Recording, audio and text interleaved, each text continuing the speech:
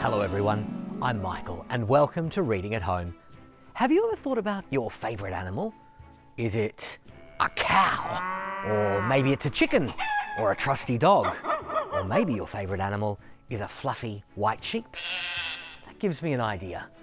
Would you like to hear a story that's about a sheep that isn't like the others?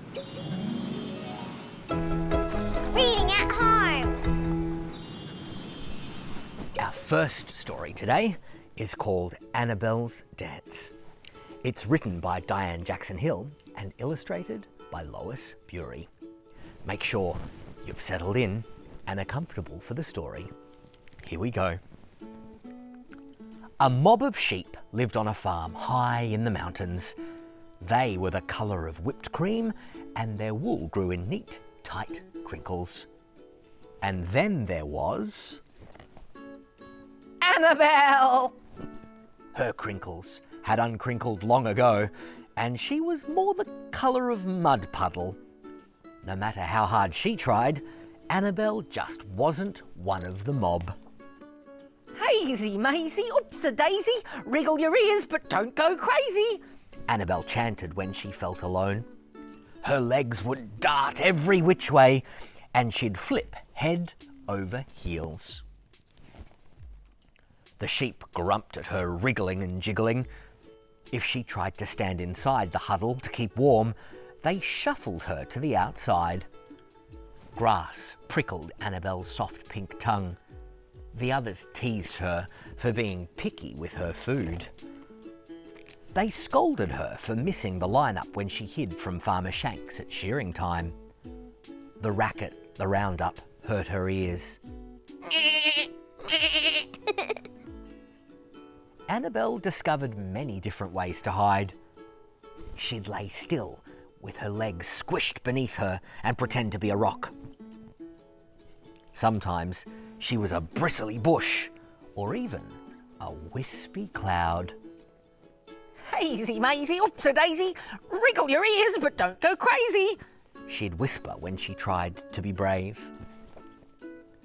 Years and years went by, and Annabel's wool grew and grew and grew. She liked her fluffy coat as it kept her warm and protected her from bumps. But she could not see as well as she used to, and her hearing was fuzzy. Sometimes the long woolly strands tripped her up. Then one day, Annabel got stuck. Head over heels she flopped, flat on her back. help, She cried. help, help, Cried some of the sheep. help, help, help, help, Cried the rest. Farmer Shanks could not believe his eyes. All afternoon he had to push and pull and rock and roll till she was the right way up. The story spread. Soon everyone was talking about Annabel. She was in all the newspapers and even on TV. Being famous might be fabulous, said Farmer Shanks, but Annabel, your wool must be clipped. Hazy Maisie, whoops-a-daisy, wriggle your ears but don't go crazy, Annabel jiggled as she made a dash for the mountainside. Farmer Shanks had to call home for extra help to fetch her back. The shearing shed smelt like rotten potatoes. It made Annabel's stomach churn. Hazy Maisie, oops-a-daisy, The farmer held her snug. Here you go, lass, he said, placing a jam-packed bucket of strawberry clover under her chin. Annabel imagined herself climbing the mountain with the warm sun on her back and the cool breeze on her cheeks. All done, said Farmer Shanks. In the quiet, Annabel had hardly noticed. Farmer Shanks' wife spun every clump and thread and knitted and knitted and knitted. She made enough woolies to keep everyone warm and cosy. There was even a special moss-stitched jacket for Annabel. Now when it's shearing time on Annabel's farm, high on the mountain, there's not a sheep to be seen. And that's the end of the story, Annabel's Dance. I wonder if Wendy has got anything for us to think about from today's story. Thinking at home. Aha! Hi, I'm Wendy, and I've been thinking about Annabel. She certainly was a unique character. Being unique means she was a little bit different to the other sheep on the farm. Thinking about a character is a strategy that can help us to understand a story. When you think about a character, you can ask yourself the following questions. What are their physical traits? Or what do they look like? What are their feelings? What are their actions? And what are their words? Will you help me to think about the main character Annabel at the beginning of the story? So let's think about what Annabel looked like. We know she was the colour of mud puddle. Her wool was uncrinkled. And if we look at the illustration, we can see all sorts of objects stuck in her wool coat. So that was what she looked like. How about her feelings? The author tells us that Annabel felt alone. She felt sensitive to loud noises and different foods. And I think she also felt frightened of shearing time. Now, the author doesn't tell us that she was frightened, but we can infer that through her actions. So what were her actions? She always missed the line-up at shearing time. She hid in many different ways. And though she tried to be brave, she made a dash to the mountainside. So that's all about her actions. Now let's think about her words. Whenever she was frightened or anxious, she whispered or chanted the words, hazy mazy, oops-a-daisy, wiggle your ears but don't go crazy.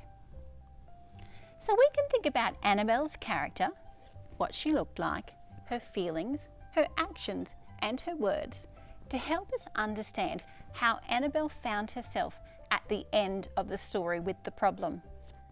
She couldn't see very well, she couldn't hear very well, and she became stuck. Why?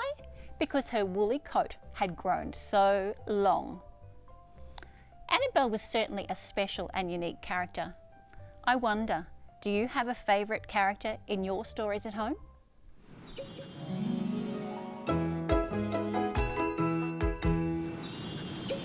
Thanks, Wendy. Annabel certainly was a unique and colourful character. It makes me wish I had a free-spirited and colourful sheep like Annabel. What about you? Well, up next, Briana's in the art room and she's going to show us how to make a colourful little sheep like Annabel. See you soon. Reading at Home TV. Welcome back to Reading at Home. Annabel certainly was an interesting and unique character, wasn't she? She wasn't like the rest of the sheep in that flock. She liked to embrace what made her unique. Would you like to express your unique voice through art? Well, right now, Briana's in the art room and she's going to help us to make a sheep like Annabel using whatever colours and textures we like. Art at Home. Thanks, Michael. Hi, I'm Briana, and today I'm on a farm with a herd of regular sheep. If you look closely at their faces, you can see they look a little bit like this. Bah! Today, we'll be making our own sheep masks, ones that are as unique as Annabel. So you'll need an adult around to supervise, then you'll need some cardboard, some craft sticks, googly eyes, a pen, plenty of glue, tack and tape to stick everything down with, and lots of bits and bobs to decorate. I'll be using some curly ribbon, some coloured pom-poms, and plenty of stickers. Now for step one, we'll get a grown-up to help us cut up some shapes to make our face of the sheep. Then we're going to take the big one, the face, and our craft stick, and stick the craft stick to the back with a bit of tape to make the stick of our mask. Now we can hold it up. Then we're going to add the ears. Now, can you think of how many ears a sheep has? Think about it. 1, 2, that's it. And a sheep also has the same number of eyes. So we're going to add 1, 2 googly eyes to the front of our sheep's face. Now we've got the ears and eyes, we can add the nose, which I'm going to tack down just down here. And now it's time to draw a little mouth. So grab your black pen and we're going to draw a line down from the nose and then a smiley face coming across. My sheep's smiling a lot because he's really happy. And I'm also going to draw a hairline to show me where the wool of the sheep will sit on the top of its head. And that brings us to our final step, decorating. So you can start having fun now. Grab all your colourful pom-poms and you can press them down with a bit of glue or tape and stick them down like so. And then at the very top of my sheep's head, I'm adding some curly ribbons to make it extra funky. My sheep's looking pretty good, so for some finishing touches, let's add some stars right near its eyes. One there and there. And just like that, we have a sheep that's as unique as we are, ready to go out on the farm and do things her own way. Baa! Baa!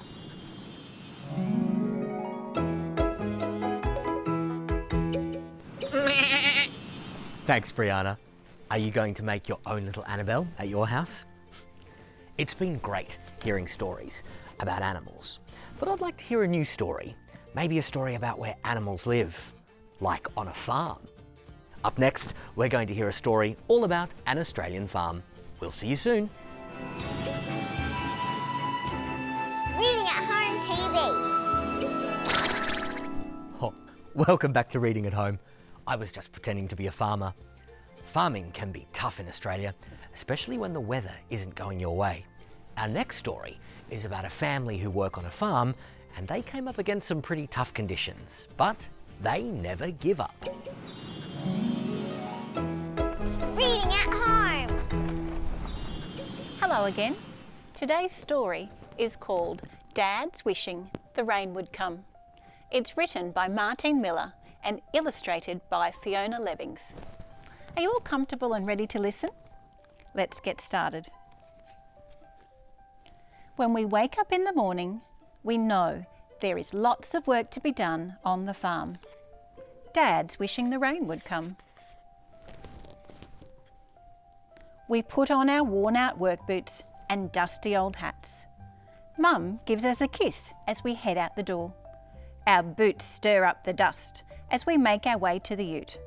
The soil is wishing the rain would come.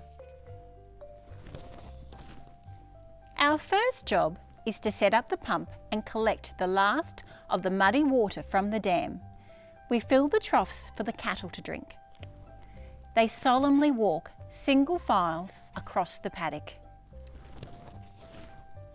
A truck with huge round bales of hay arrives in a cloud of dust. We unload some and drop it in the feed stations. The driver says, "Rain's coming." He points to the distance. We strain but see only one lonely cloud on the horizon. The cattle are wishing the rain would come. We head over to the veggie garden.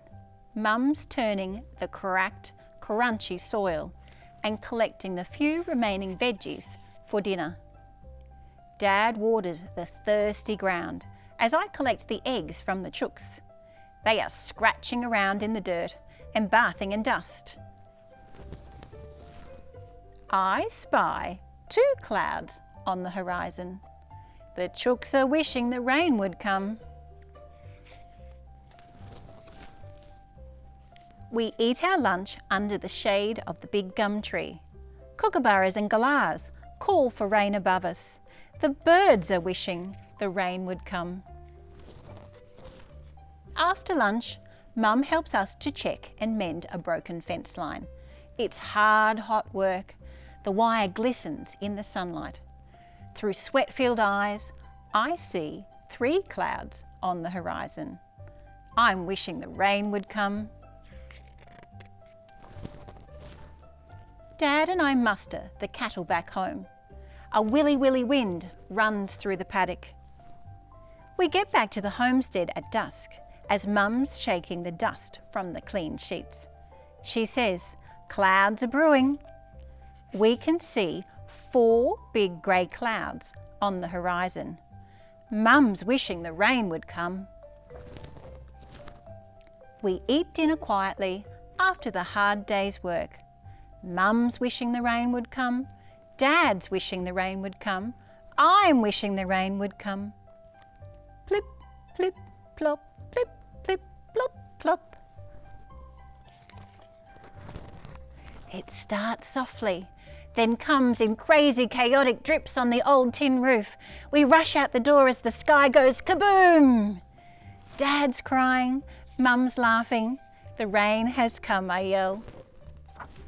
And look at them happily dancing in the rain.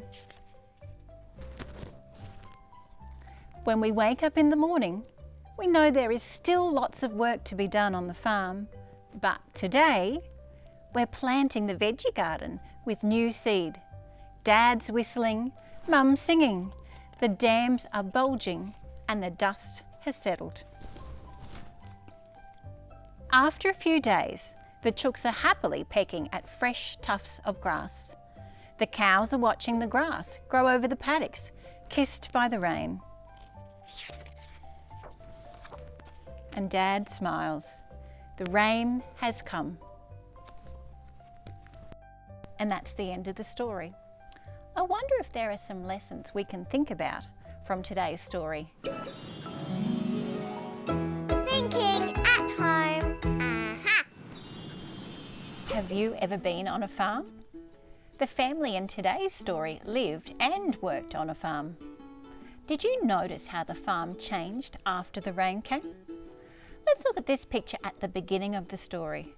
We could use words to describe the farm as red, dry, dusty, or bare. Now let's have a look at this illustration after the rain came. It looks very different, doesn't it? Instead of words like red, dry, dusty, or bare, we can use words like green, lush, and abundant. Look closely. Can you see all those animals enjoying the farm? They look much happier now, don't they? We could make a list of all the happy animals on the farm. Let's have a look. I can see the cow in the paddock drinking at the dam. Let's add cow to the list. Now let's see. I can see a baby cow beside its mother. Do you know what a baby cow is called? That's right, it's a calf. Let's add the word calf to our list. Now let's look down here over the fence. Do you see a rooster with its long, colourful tail feathers? Let's add rooster to our list. Now over here, I see a hen and her chicks. Look, the grass has grown so long they're almost hidden. Let's add hen and chicks to our list.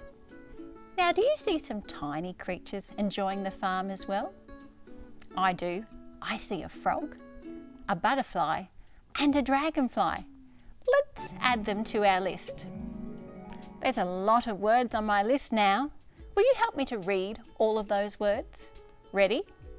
Cow, calf, rooster, hen, chicks, frog, butterfly, dragonfly. Well done, everyone. That's great reading.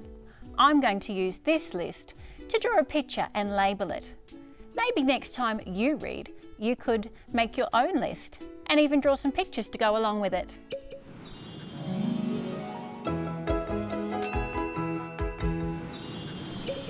Thanks, Wendy. Plants love the rain too, don't they? Well, up next, Nicola is going to show us how we can grow from a tiny little seed into a big, strong plant. See you soon. Reading at Home TV. Welcome back to Reading at Home. Isn't it amazing the way the environment changes when it rains? Well, now Nicola's outside and she's going to show us how we can change from little seeds into big, strong plants. Moving at home.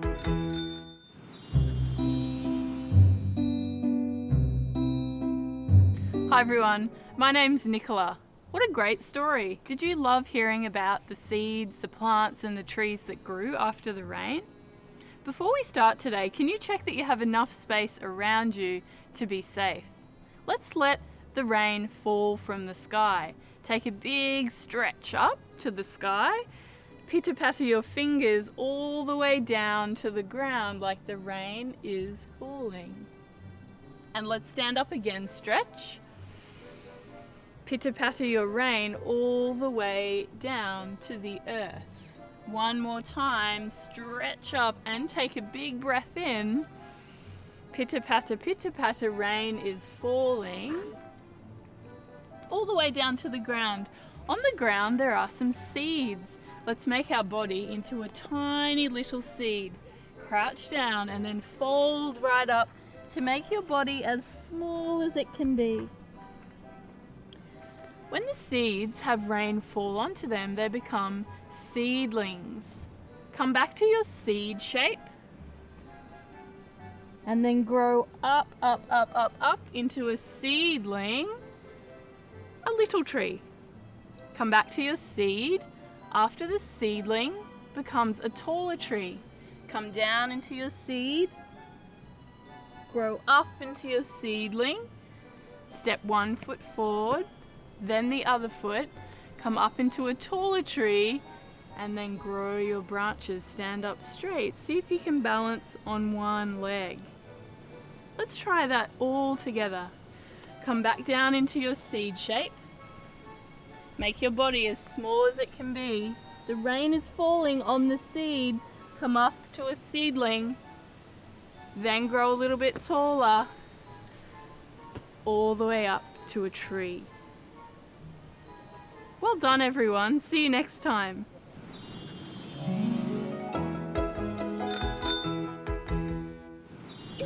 Thanks, Nicola. That was fun growing like plants. It sure was, and we hope you've enjoyed all the activities and stories today. To continue hearing more great stories before we see you next, join the Premier's Reading Challenge. Just visit the website on screen. We'll see you next time for more Reading at Home. Bye.